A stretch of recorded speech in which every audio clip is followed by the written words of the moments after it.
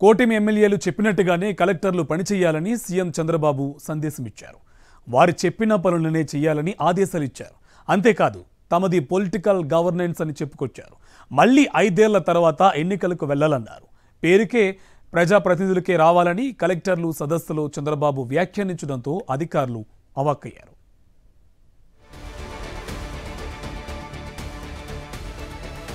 ఏపీలో కూటమి ప్రభుత్వం ఏర్పడిన తర్వాత సీఎం చంద్రబాబు తొలిసారి కలెక్టర్ల సదస్సు నిర్వహించారు. ప్రజలకు ఇచ్చిన హామీలు నెరవేర్చేందుకు డబ్బులు లేవన్నారు. అభివృద్ధి చేస్తే ఆదాయం వస్తుందని, ఆ తర్వాత సంక్షేమ పథకాలు అమలు చేస్తామన్నారు. మాది పొలిటికల్ గవర్నెన్స్, ప్రజాప్రతినిధులని కలవండి, వాళ్ళు చెప్పిన సమస్యలు పరిష్కరించండి, ప్రజాప్రతినిధులకు మైలేజ్ వచ్చేలా కృషి చేయాలన్నారు చంద్రబాబు. మళ్ళీ 5 ఏళ్ల తర్వాత ఓట్లు అడగాలి, గెలవాలి అంటే ప్రజాప్రతినిధులకు మైలేజ్ రావాలి, కలెక్టర్లు అధికారం చెలాయించేలా ఉండొద్దు, అందరూ సర్వీస్ మోడ్ లో ఉండాలని కలెక్టర్లకు క్లాస్ స్పీకర్ చంద్రబాబు.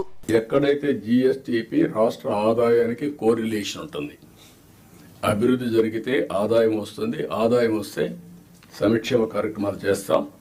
ఈ విషయాన్ని కూడా మీరు గుర్తుపెట్టుకోవాల్సిన అవసరం ఉంది. ఒక ముఖ్యమంత్రి, ఒక డిప్యూటీ సీఎం, ఒక మంత్రో కాదు, ఇక్కడి నుంచి లాస్ట్ మైల్లో ఉండే లాస్ట్ ఫంక్షనరీ కూడా, ఆర్ లాస్ట్ మైల్లో ఉండే పొలిటికల్ ఫంక్షనరీ కూడా ఈ ప్రభుత్వ ఇమేజ్ ని నిర్దేశిస్తారు. ఈ విషయం మీరు గుర్తుపెట్టుకోవాలి. 12,000 కిలోమీటర్ల రాష్ట్ర రహదారులను ప్రైవేటు పబ్లిక్ పార్ట్నర్షిప్ మోడల్లోకి తేవాలని ఆదేశించారు చంద్రబాబు. అంటే రాష్ట్ర రహదారులపై భవిష్యత్తులో టోల్ వసూలు చేసే విధానం అమలులోకి రానుందని సీఎం మాటలు స్పష్టం చేస్తున్నాయి. డబ్బులు కూడా లేవు. నేను ఒకటే చెప్పాను, వినూత్నంగా ఆలోచించడం. నేను ఒరిజినల్గా మీకు జ్ఞాపకం చేస్తున్నా, ఒకప్పుడు రోడ్లకు డబ్బులు ఉండేటివి కాదు.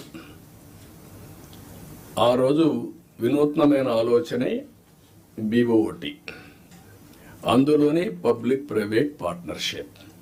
కాబట్టి ఇలాంటి వినూత్నమైన ఆలోచనలు కలెక్టర్స్ కూడా చేయాల్సిన అవసరం ఉంది.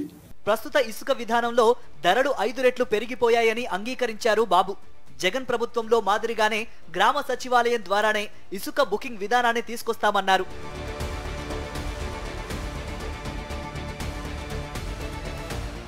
ప్రభుత్వ టీచర్లు వ్యతిరేకిస్తున్న ఫేషియల్ అటెండెన్స్ ను ఖచ్చితంగా అమలు చేయాలని కలెక్టర్లకు సీఎం చంద్రబాబు ఆదేశించారు. 4,000కు పైగా పాఠశాలల్లో 10 మంది కంటే తక్కువ విద్యార్థులు ఉన్నారని, త్వరలోనే పాఠశాలల రేషనలైజేషన్ చేస్తామని ప్రకటించారు. కలెక్టర్ల సదస్సులో పలువురు IASలపై చంద్రబాబు అసహనం వ్యక్తం చేశారు. రోడ్లు భవనాల శాఖ కార్యదర్శి కాంతిలాల్ దండేపై చిరాకు పడ్డారు. ఇరిగేషన్ శాఖలో మంత్రి రామానాయుడు కార్యదర్శిలా పనిచేస్తున్నారని, తాను మంత్రిలా పనిచేస్తున్నారని ఆ శాఖ కార్యదర్శి సాయి ప్రసాద్ సెటైర్ వేశారు. దీంతో కథలు చెప్పొద్దంటూ సాయి ప్రసాద్ పై సీఎం మండిపడ్డారు.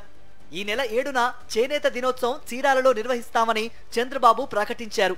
ఈ కార్యక్రమాన్ని విజయవాడలో నిర్వహిస్తామని చేనేత జౌళి శాఖ కార్యదర్శి సునీత తెలిపారు. చంద్రబాబు అసహనానికి లోనయ్యారు.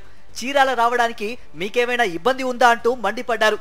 అదే రోజు కేబినెట్ సమావేశం ఉందని, అందువల్లే విజయవాడలో ఖరారు చేశామన్నా వినకుండా IAS పై రుసరుసలాడారు చంద్రబాబు.